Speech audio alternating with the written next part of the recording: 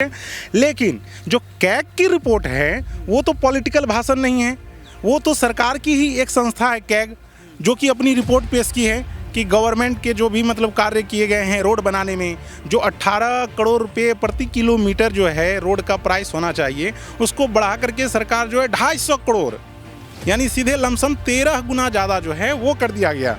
तो ये तो मतलब साफ नज़र आ रहा है कि ये घोटाला हुआ है इसमें, और ये कोई मतलब नेता ये चीज़ नहीं बोले हैं, ये तो उनका ही एक संस्था कैग जो है जो रिपोर्ट सरकार की देती है वही दी है। तो इसमें तो एकदम निश्चिंत 100% घोटाला हुआ है ये नरेंद्र मोदी की सरकार के द्वारा, बीजेपी की सरकार के द्वारा। केजरीवाल का सदस्यता नहीं खत्म कर पाएंगे, अब मोदी जी घिर रहे हैं। मोदी जी जो है बीजेपी सरकार घिर रही है, अब वो एक्सपोज हो रही है। बीजेपी गवर्नमेंट जो है धीरे धीरे एक्सपोज हो रही है जनता के सामने। व्यक्ति को, भ्रष्टाचारी व्यक्ति को आसाम का मुख्यमंत्री बना दिए, इसको आप क्या कहेंगे? इसको जनता क्या कहेगी? आखिर क्या मैसेज देना चाहते हैं प्रधानमंत्री? जितने भी भ्रष्टाचारी हैं आखिर भाग कैसे जाते हैं गवर्नमेंट के चंगुल से? आप तो गरीब, अगर जनता कुछ भी लोन लेती है तो गवर्नमेंट उसको पकड़ लेती है, बैंक वाला पकड़ लेता है। लेकिन जो बड़ा बड़ा नेता है ये लोग, ये बड़ा बड़ा बिजनेसमैन हैं, ये लोग पैसा लेकर के भाग कैसे जाते हैं? इसलिए भाग जाते हैं क्योंकि ये लोग चुनाव में फंडिंग करते हैं, गवर्नमेंट को फंडिंग करते हैं।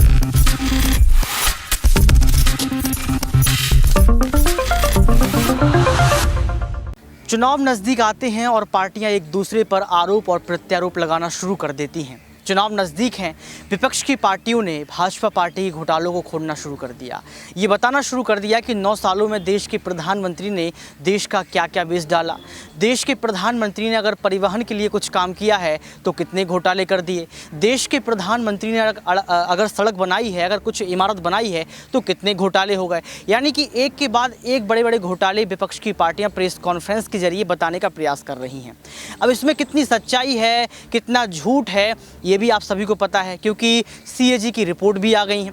रिपोर्ट आने के बाद अरविंद केजरीवाल दिल्ली विधानसभा पहुंच गए, वहां पर भी खुलासा कर दिया, ये बता दिया कि मेहुल चौकसी या तमाम लोग जो भागे हैं वो भागे नहीं हैं, भगाए गए हैं। ये बता दिया कि अडानी की सेल कंपनियों में 20,000 करोड़ रुपए किसके हैं।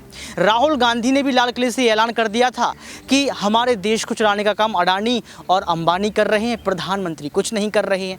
यानी कि आप समझ सकते हैं कि राजनीति घूम फिर के अडानी, मेहुल चौकसी तमाम लोगों पर आ रही है और ये बता रही है कि प्रधानमंत्री जो कर रहे हैं वह गलत कर रहे हैं, ये देश के साथ पक्षपात है। अब ये सब कुछ 24 को लेकर है या फिर सच्चाई को लेकर है, इसको जानने का प्रयास करेंगे कि आखिर लोग क्या सोचते हैं और सुप्रीम कोर्ट के वकील क्या सोचते हैं। क्योंकि ये कहा जाता है कि जो वकील होता है उसको इतना नॉलेज होता है कि वो चीज़ों को समझता है, परखता है, परखने की क्षमता अच्छी होती है। नमस्कार, आपके साथ मैं हूँ ऋतिक सबिता, स्वागत है आपका नेक्स्ट 9 न्यूज़ में। राजन कुमार हमारे साथ मौजूद हैं, इनसे जानने का प्रयास करेंगे कि जो लगातार अखबार भरे पड़े हैं खबरों से, घोटालों से, जो प्रेस कॉन्फ्रेंस लगातार की जा रही है विपक्ष की पार्टियों की तरफ से, उसमें कितनी सच्चाई है। घोटाले हुए हैं या घोटाले बिल्कुल भी नहीं हुए हैं। सर, आपका बहुत बहुत स्वागत जी, धन्यवाद। कैसे देखते हैं आप सीओजी की रिपोर्ट आना, जो है अरविंद केजरीवाल का दिल्ली विधानसभा में फिर से पोल खोल देना, सुप्रिया श्रीनेत की प्रेस कॉन्फ्रेंस, पवन खेरा की प्रेस कॉन्फ्रेंस, कन्हैया कुमार का भाषण, कैसे देखते हैं? लगातार राजनीति जो है अब कुर्सी के खेल में तब्दील होती नजर आ रही है। देखिए, सबसे पहले तो अगर आप कन्हैया का भाषण या अरविंद केजरीवाल का भाषण को आप अगर देखेंगे तो उसको आप पॉलिटिकल भाषण कह सकते हैं, ठीक है।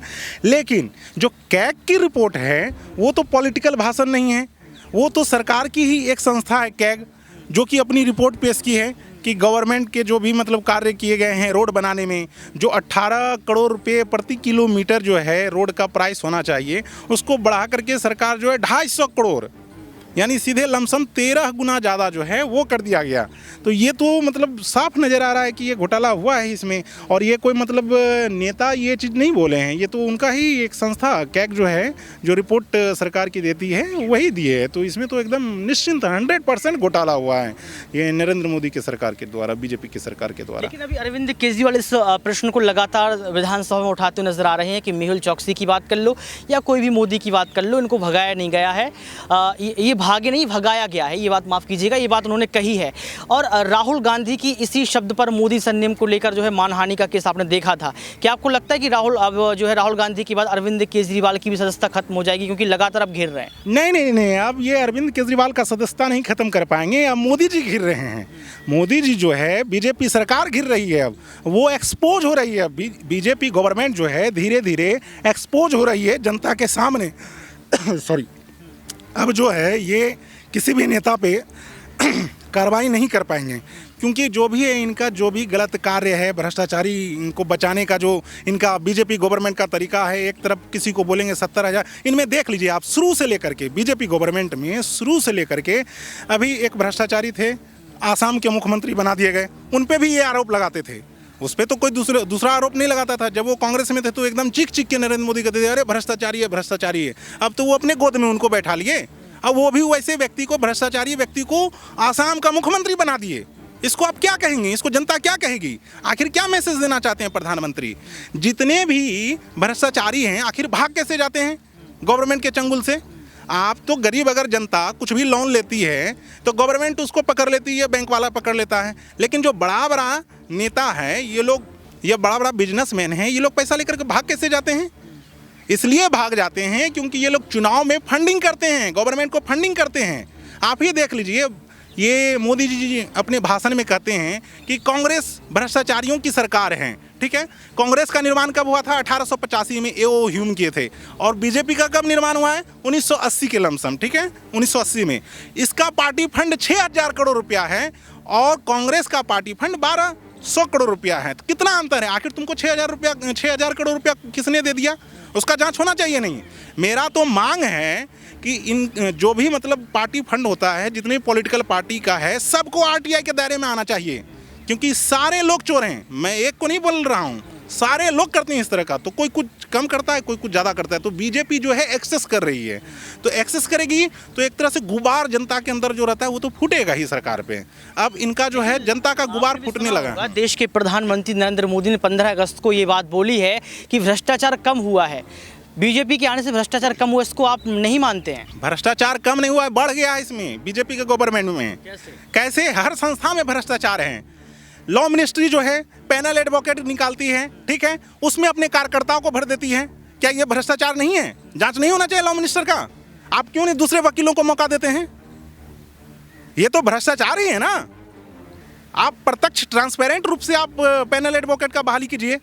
आप अपने लोगों को घुसा दे रहे हैं। हर संस्था में ऐसा है, मतलब हर इंस्टीट्यूशन में ऐसा देखा जा रहा है। तो इसको क्या कहेंगे? करप्शन नहीं कहेंगे तो क्या कहेंगे? करप्शन सिर्फ मनी से करप्शन नहीं होता है, हर जगह करप्शन इन्होंने फैला रखा है, संस्था में करप्शन फैला रखा है। यूनिवर्सिटी जाइए तो इसके लोग सीनेट में भरे पड़े हैं।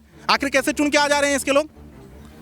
राज्य में देखिए तो ये गवर्नर से गलत तरीके से कार्य करवाते हैं, जिसमें मुख्यमंत्री को कार्य नहीं करने देते हैं। यही सब तो हो रहा है ना अभी। तो इसको भी तो क्या करप्शन ही कहा जाएगा ना? ये सरकार का बदमाशी कहा जाएगा, गवर्नमेंट का बदमाशी कहा जाएगा ये। तो 9 सालों का करप्शन आपको पता है, 70 सालों में कोई करप्शन नहीं हुआ है। 70 साल में भी करप्शन हुआ, इसलिए तो जनता हटाई ना कांग्रेस को। लेकिन जो जितना बीजेपी करप्शन किया है उतना कांग्रेस भी करप्शन नहीं किया था। ये ए राजा पे बार बार हंगामा करते थे बीजेपी वाले कि ए राजा भ्रष्टाचारी है, ठीक है, आरोप लगा था। तो उसको तो कांग्रेस वाला निकाल दिया था अपनी पार्टी से। बीजेपी के नेता पे जब आरोप लगता है, बीजेपी तो आरोपियों को ही अपने पार्टी में मिला लेती है। अजित पवार डिप्टी सीएम बना दिया। कुछ दिन पहले प्रधानमंत्री खुद चिल्ला करके बोल रहे थे महाराष्ट्र में 70,000 करोड़ लूट लिया, 70,000 करोड़ लूट लिया। तो भैया आपने अपने पार्टी में क्यों शामिल किया उनको? आखिर क्या हमदर्दी है आपको? ऐसे ही उनको जुमलेबाज नहीं बोला जाता है। प्रचार किए कि 15 लाख करोड़ जो है मतलब वो आ जाएगा सभी के खाते में। कहाँ आया 15 लाख करोड़ रुपए? आप तो जनता से इमोशनल अटैचमेंट होकर के आप वोट लिए हैं।